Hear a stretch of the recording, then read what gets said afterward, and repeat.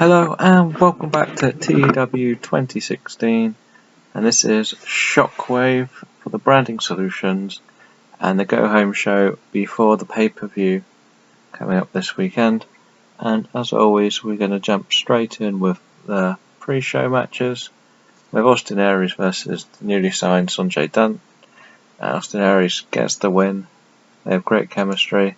This immediately means I could have a storyline for Sonjay earlier than I thought. Oh, great. That's not a good start, though. The Vaudevillains lost to Breezango. Both teams are a bit struggling to get their momentum going, so I'm not sure if I'm going to let the Vaudevillains win the number one contenders match or not. Cesaro defeated Carl Anderson, again just to see what they're like together in a pairing. And the final match is AJ Styles versus Nakamura, and not the worst rated match, but no boosts on like the chemistry or anything, which is a bit disappointing. Going into the main show, we start as Sting introduces all three members of the Shockwave World Title match, whereas we have AJ, Punk, and Del Rio, and they all go back and forth on words before their big match at the weekend. We start the match with the matches on the show, with Matt Jackson defeating Jay Briscoe, and this is more the Briscoe brothers beat the Bucks last week. They're going to have a blow-off match as such at the pay-per-view and potentially carry it on until the next line of the tag team picture. It's already lined up another team, but decided to bring them all in. But we know they'll put on great matches, the two pairings. And post-match, the Bucks beat down the Briscoes, as the Bucks are heel in this. So, building a bit of tension, not the best rating though. The next match is Atami defeating Kalisto. This is again mainly just to push Atami before his match with Nakamura. And Kalisto and Sin Cara both don't really have much planned, and Sin Cara is technically injured at the moment. And they have a heated confrontation after the match, which gets an awful rating. We have Darren Young defeating Devon Dudley. This is leading to the tag team title match between the Dudleys and the Primetime Players, and I am sticking with my choice of the winner at the moment, but I just want to give Darren Young a bit of a push because his momentum is down the tank. CM Punk does a promo on AJ Styles claiming that he's just copying him by following him to the WWE and trying to steal the spotlight, etc., etc. Oblivion Max defeats Andre Alamas. Again, I'm just trying to push Max to the next level, and I've pulled him up to the main roster. At the moment, he's just going to be a bit of a jobber. And post-match, there is a beatdown after the match by the Hills in the rivalry, Rude and Aries on Max and Cesaro. This is going into the European title picture at the pay-per-view.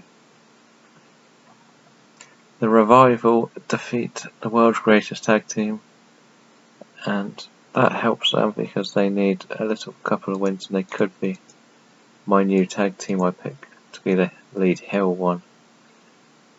But I got to decide whether I'm going to go with them or the Bucks. We have Brock Lesnar cut a promo on himself, leading up to the fact that he is facing The Rock at the pay-per-view coming up, because I don't want to give Brock Lesnar anyone to just basically eat off the main roster. So we're going to actually have him face The Rock and probably lose to The Rock.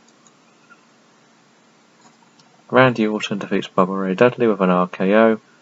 This is leaning towards my idea that I plan on bringing Bubba Ray into the main event of the singles competitors, so I need to see how he works with them.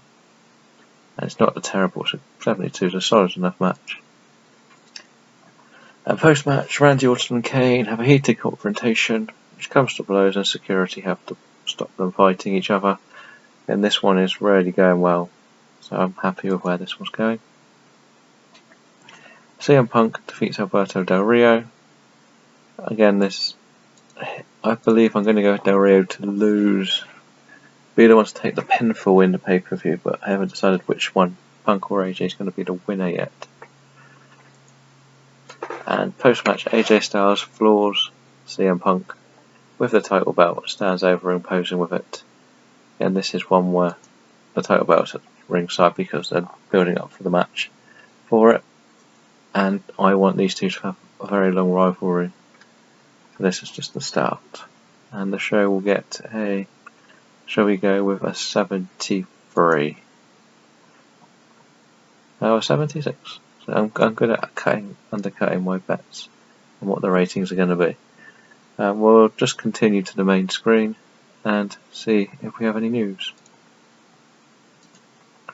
Okay, and we're back to the main screen. We'll just see how Shockwave did.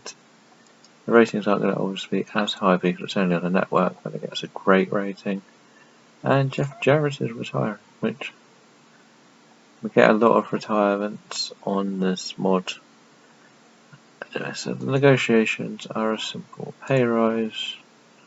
You can have a pay rise because he's risen quite well, and this is the other reason why I am going to be getting rid of the Dudley Boys because Devon keeps failing drugs tests, and I can't deal with that as my tag team champion. Big E's changed his style. I have signed a few more people. And Big E believes he should also be a main eventer, which is always not good to see. Shall we let Big E be a main eventer? We'll decide by the next show. We've got an 80 for the world title picture, 50 for the tag, 40 for the upcoming tags, 54 for that, which isn't great, and I'm worried about that match. Great 76 on those two, and this one's just tanking really. It's a bit devastating. Creatively, meeting wise, the Hots, we've basically got all. I don't think we've got anyone from Raw on there. It's Rollins on SmackDown, Corbin's on SmackDown, Charlotte and Cena. And the Knots are the usual suspects, you know, not going to see too much out of any of those people in the future. Now at the moment, the pay-per-view for No Mercy is a fatal four-way between Austin Aries, Cesaro, Bobby Roode and Olivia Max.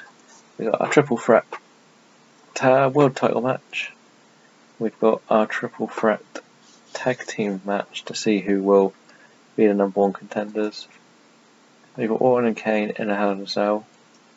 Nakamura versus Itami in a 2 out of 3 falls, which I'm kind of worried about now. The Briscoes versus the Bucks. The Dudleys versus the Primetime Players, and The Rock versus Brock Lesnar. And that's everything for this show. We'll be back for the pay-per-view next time, and hopefully No Mercy will be a success.